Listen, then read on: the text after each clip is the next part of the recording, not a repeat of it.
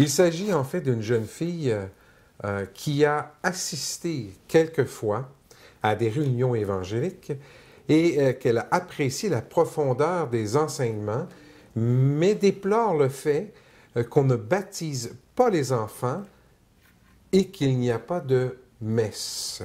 À cela, M. Gilbert, qu'est-ce que vous répondrez à cette jeune femme? Réal, c'est une question qui m'oblige à aller dans les profondeurs du puits, aller chercher de l'eau fraîche, qu'on appelle la parole de Dieu. Alors, d'abord, madame, pour ce qui est des enfants, les enfants ne sont pas conscients de leur vie, ils vivent, mais ils ne sont conscients de rien. Et depuis, le royaume de Dieu, il est composé de volontaires. Alors, pour être volontaire, il faut être conscient de ce dans quoi nous allons nous engager. Et puis, pour baptiser des personnages, des humains, des êtres, ils doivent comprendre, ils doivent avoir étudié la parole de Dieu, on doit leur avoir enseigné. C'est pour ça qu'on les appelle les néophytes, on leur enseigne. Les enfants, on ne peut même pas leur enseigner. Alors, le désir que les parents avaient autrefois, c'est le catholicisme qui baptisait ses enfants vite comme ça, c'était que leurs enfants s'en aillent pas dans les limbes. Ça n'existe pas, les limbes.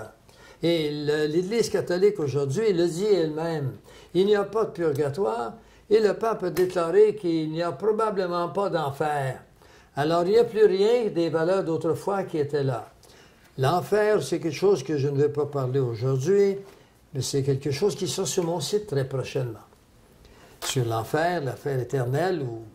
Et alors, les enfants, madame, s'ils meurent, vous savez qu'ils sont sur la dispensation de l'innocence. Ça, c'est ce qu'on appelle les dispensations, et ils ne sont pas enseignés, même dans la plupart des églises évangéliques. Et quand on comprend les dispensations, on peut se soumettre facilement à cette technique d'interprétation de la Bible qu'on appelle la règle de l'auditoire. Quand on en enseigne, qu'on parle à quelqu'un, qui est-il? Est-il sous la grâce? Est-il sous la loi? Est-ce que ça s'adresse aux nations? Est-ce que ça s'adresse à des enfants? Les enfants sont sous la dispensation de l'innocence. Ils ne peuvent pas vraiment pécher parce qu'ils ne sont pas conscients du péché. Adam et Ève ont vécu on ne sait combien d'années sur cette planète et ils étaient dans l'innocence jusqu'à ce qu'ils pêchent, qu'ils disent à Satan, « Oui, nous acceptons ta doctrine, vous serez comme des dieux. » Et Ève a voulu savoir quoi faire. Et là, elle l'a su par Satan, qui, la pomme, c'était un discours de séduction, il l'a séduite. Est-ce qu'il l'a séduite physiquement également?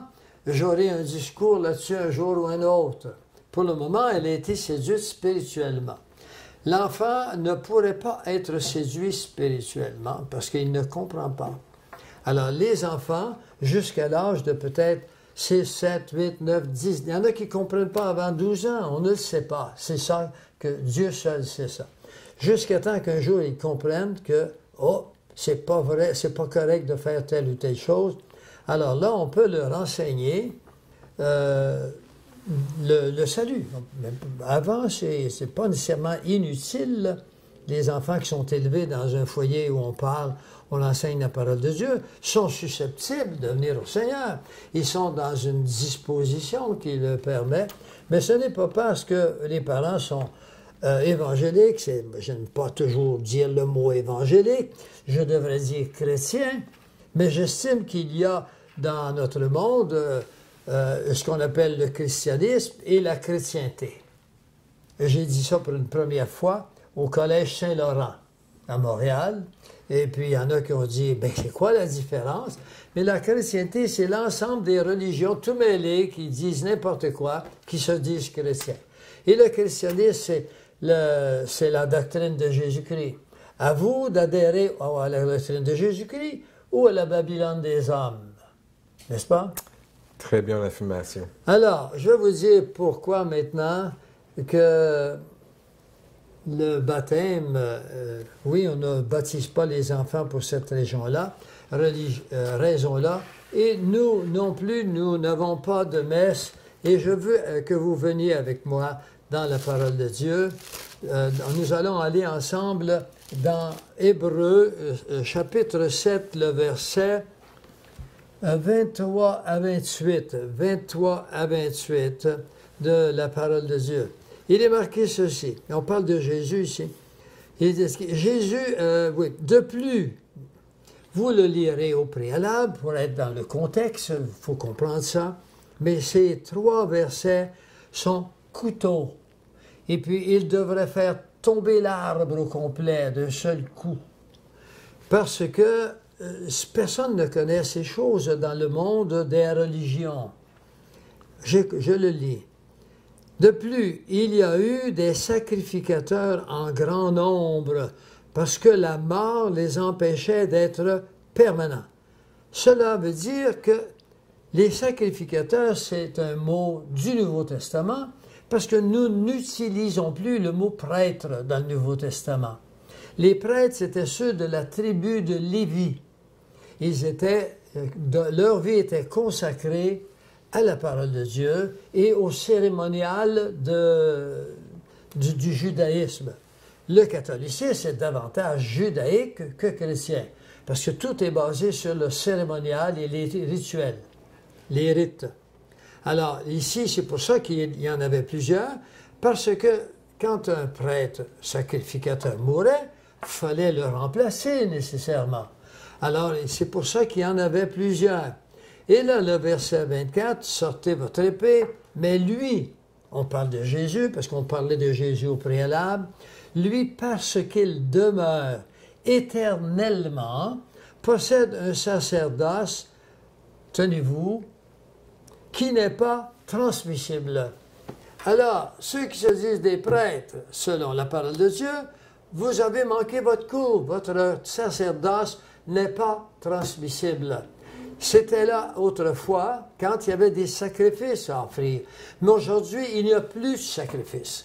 Parce que Jésus est le sacrifice même.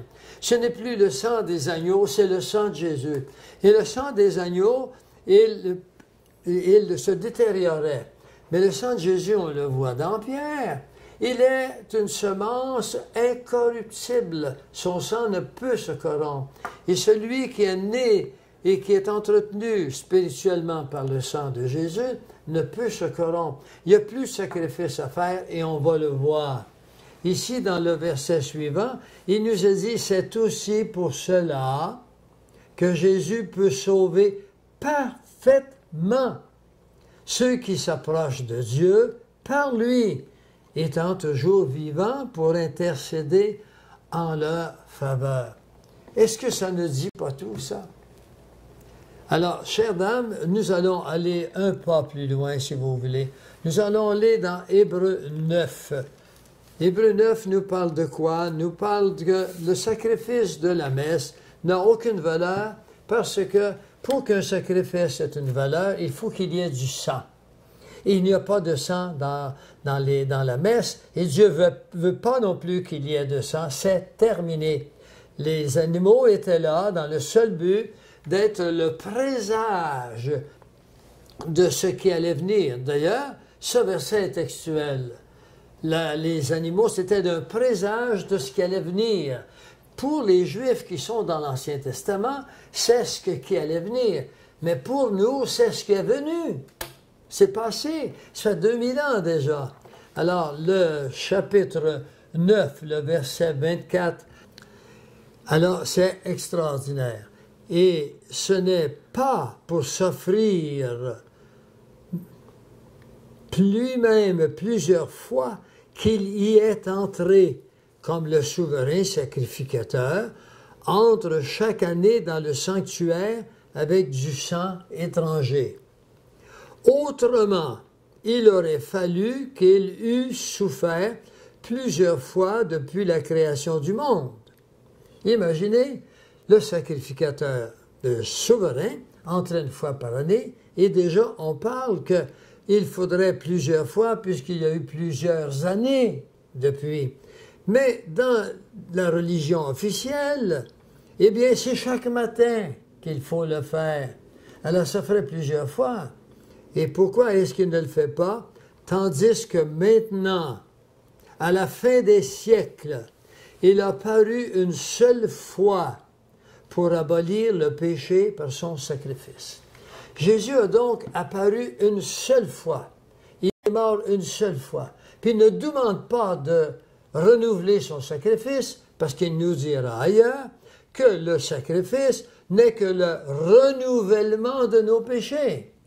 Et il dira ceci, il dira, « Or, là où il y a eu pardon des péchés, il n'y a plus d'offrande pour le péché. » Ça, c'est le Dieu que nous avons. Il ne passe pas son temps à nous crucifier, à nous faire souffrir, d'accord?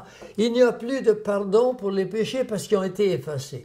Dans l'Ancien Testament, les taureaux, les agneaux, les tourterelles, les chevreaux qu'on pouvait prendre comme sacrifice, il fallait que ce soit le plus beau des animaux, parce que Christ qui allait venir, qui était l'ombre des choses qui allait venir et qui est venu, il était le plus beau des agneaux. C'est Dieu lui-même qui s'offre pour nous.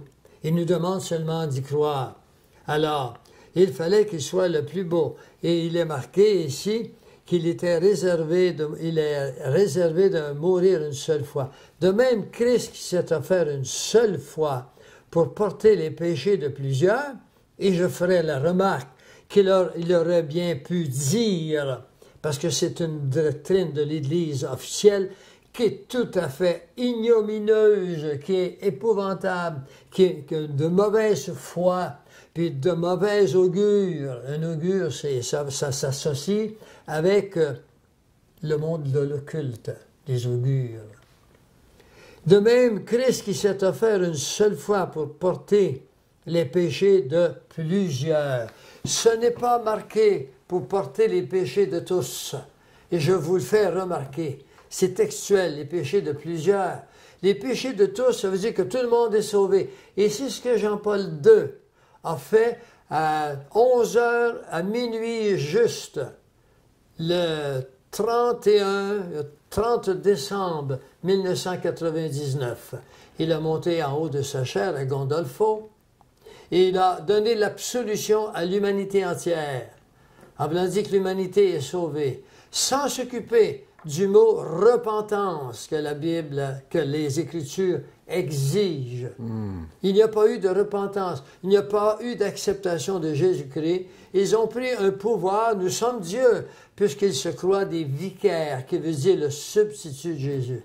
Ils ont emmené des millions de personnes dans l'erreur, dans le mensonge. On n'est pas sauvé parce que Jésus est mort sur la croix.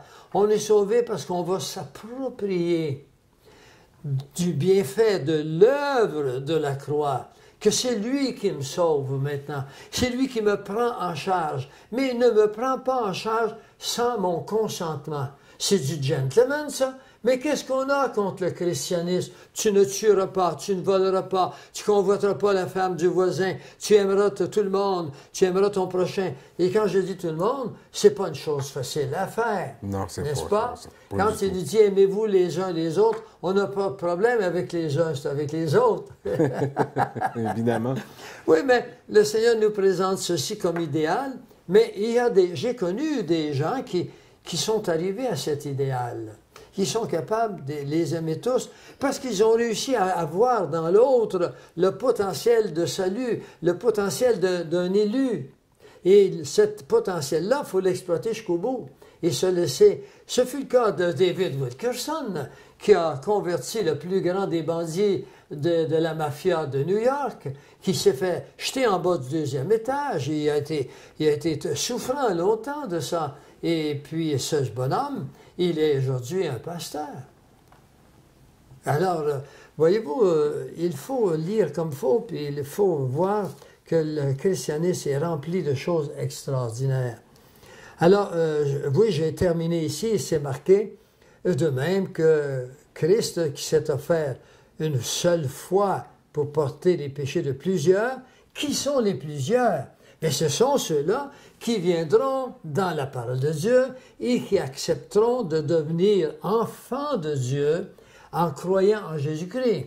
Il faut se souvenir que dans le 3e chapitre de Jean, il nous a dit, il a donné le pouvoir de devenir enfant de Dieu. Contrairement à ce qu'on enseigne et que les gens disent partout, que nous sommes tous des enfants de Dieu, ça ne répond pas aux critères qu'il a porté les péchés de plusieurs.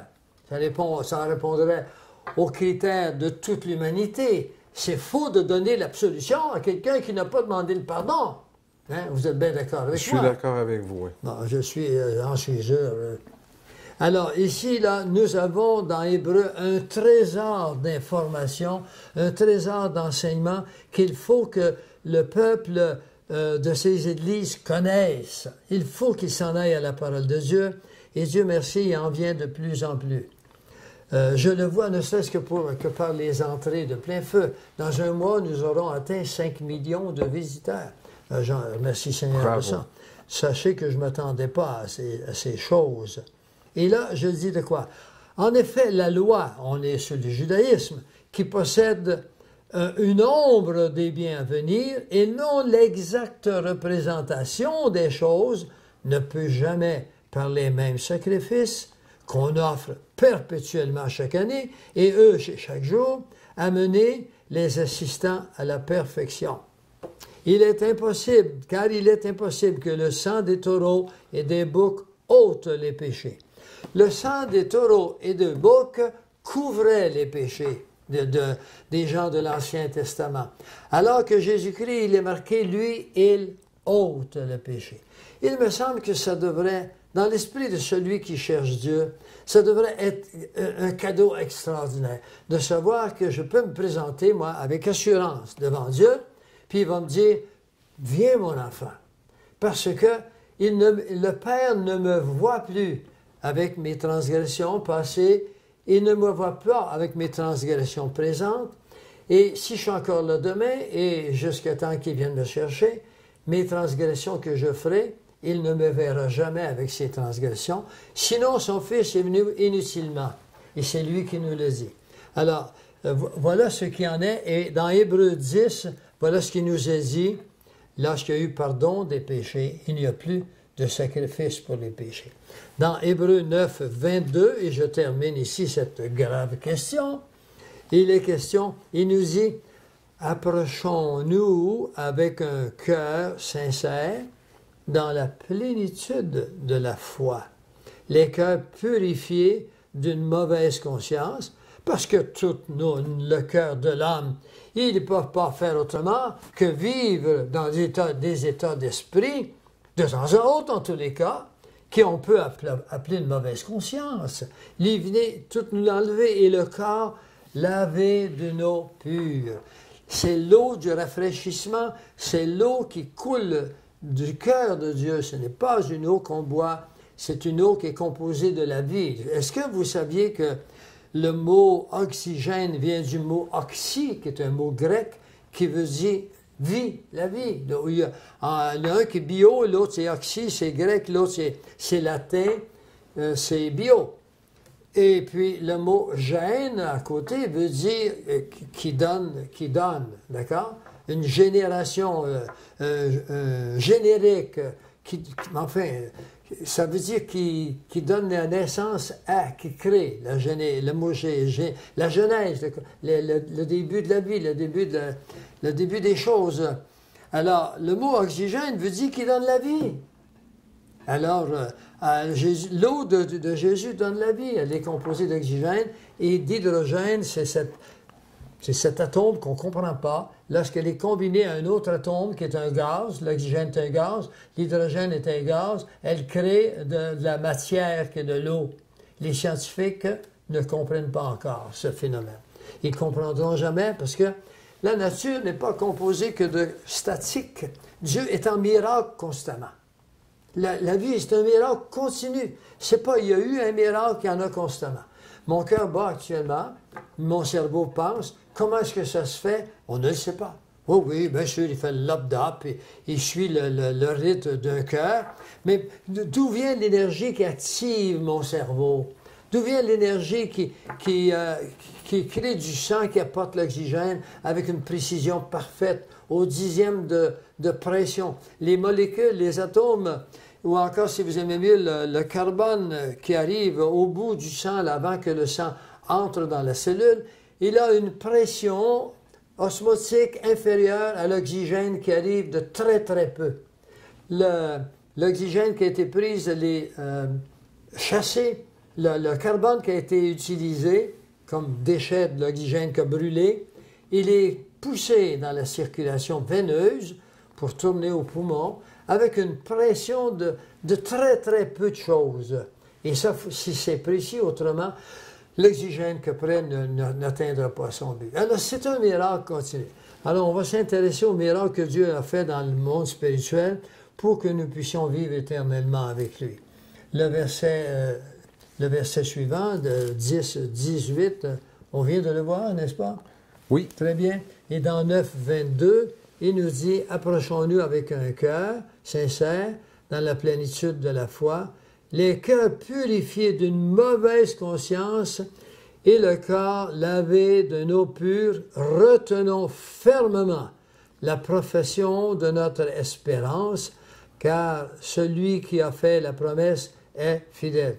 On ne doit jamais douter de la fidélité de Dieu, mais on doit douter de la fidélité des hommes. Alors, on se confie à Dieu et non aux hommes. Et c'est pour ça que je pourrais parler de la confession à un homme. Ce n'est pas biblique du tout. C'est un truc qui a été établi dans le but d'espionner les peuples au cours des siècles. J'en sais trop là-dessus, je pense, on y reviendra un autre jour. Donc, cela de la question... suffit pour la question. Donc, ceci, pour cette jeune femme, on s'adresse vraiment à ce... Pourquoi il n'y a pas de messe? La Bible est claire, tout simplement parce qu'ils ne sont pas...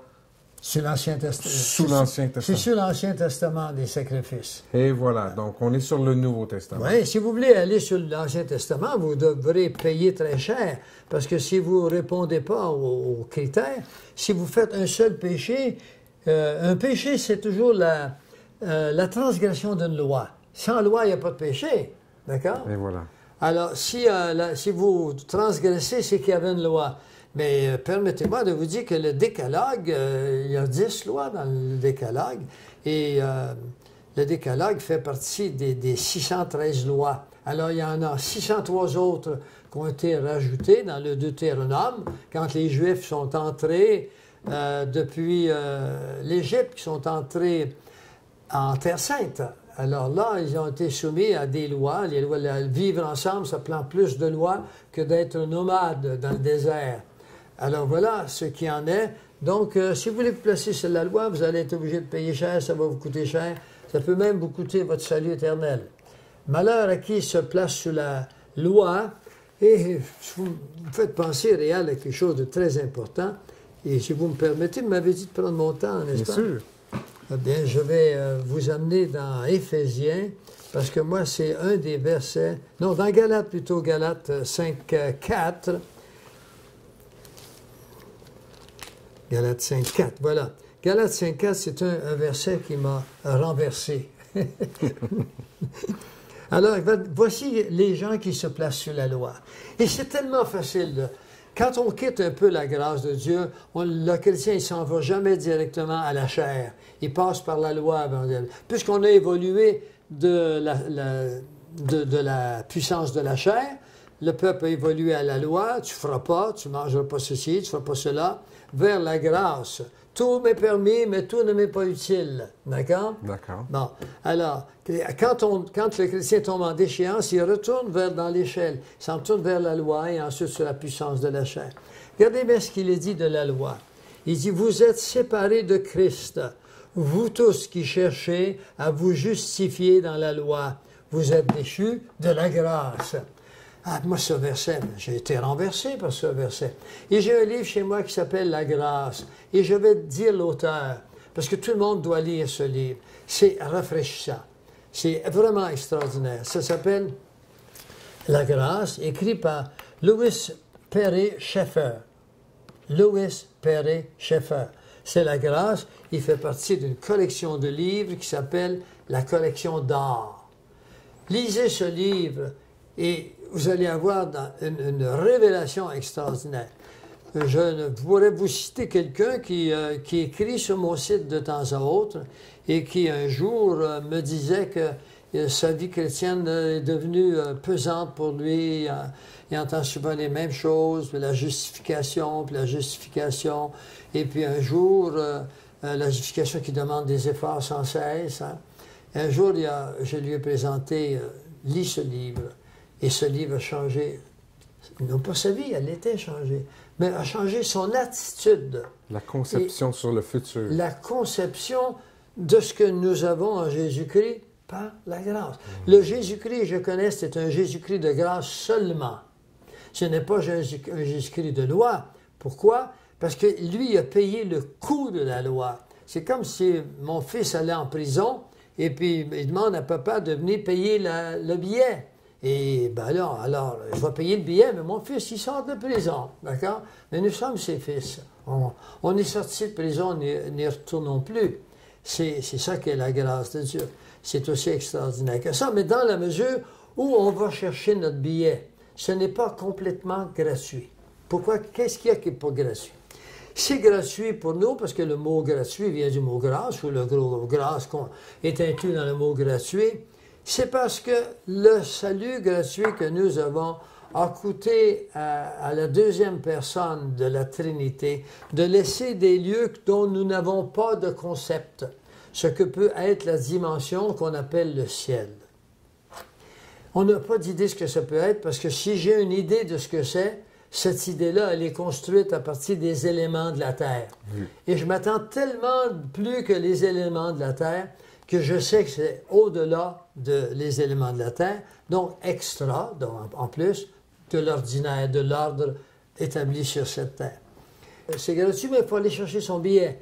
Et le billet, c'est quoi? Il faut faire un pas de foi et puis aller vers la repentance devant Dieu, puis lui demander textuellement pardon de ses péchés.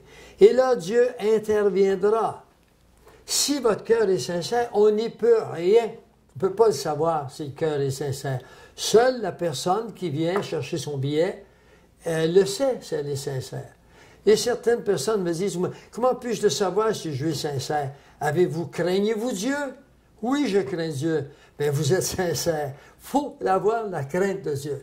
L'humanité, ou enfin l'Occident, n'a plus la crainte de Dieu. Mais qu'est-ce que c'est la crainte de Dieu? C'est le respect de sa parole, le respect de ce qu'on voit. Tout le monde devant un beau tableau, Picasso, moi ça ne me dit pas grand-chose. J'aime les belles peintures. Je ne connais pas tous les musiciens au monde, mais une belle musique, je suis capable de l'apprécier. Les beaux tableaux, je ne connais pas tous les arts de la peinture, mais j'ai des beaux tableaux. Il y a des tableaux qui me plaisent, d'autres ne me plaisent pas. Alors, il y a la nature qui est là, il y a les lacs, il y a les couchers de soleil. Ça, c'est les tableaux de Dieu. Les gens vont payer des prix de fou pour s'acheter un petit tableau. Et ensuite, ils vont dire, ça, c'est un Rembrandt. Ah, c'est beau. Ça coûte des millions. Ça n'a rien à voir le coût. C'est parce que c'est la crédibilité qu'on lui donne. Il y a des ignares qui achètent des tableaux qui coûtent très cher parce qu'on leur a dit que c'était beau. Mais la nature, il y a des millions de personnes qui aiment aller dans le bois, le bord d'un lac, les belles feuilles de l'automne, des millions de personnes. Si curieux ne se pose pas la question, qui a créé ce tableau?